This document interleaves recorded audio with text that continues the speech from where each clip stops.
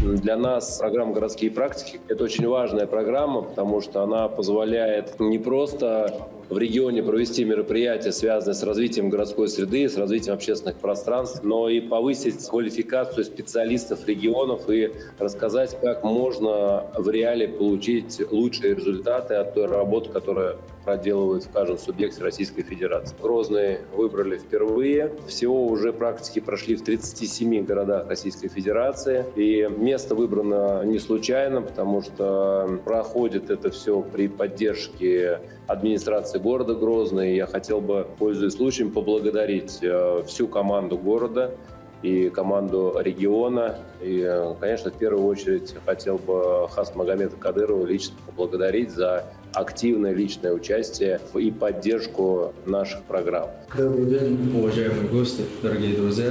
Рад приветствовать вас в столице Чеченской Республики, городе воинской славы Грозный. Как известно, Грозный по праву является одним из самых динамично развивающихся городов страны. Для меня большая честь, что дело развития нашей столицы стало общим не только для жителей республики, но и для всей России. Сегодня здесь присутствуют настоящие мастера градостроительного дела. И, пользуясь случаем, хочу поблагодарить Дом РФ в лице великого Дениса Сергеевича за тесное и плодотворное сотрудничество. Архитектура Российской Федерации – уникальная площадка, которая сплотила вокруг себя настоящих патриотов своей Родины, стремящихся сделать города не только красивыми, но и комфортными.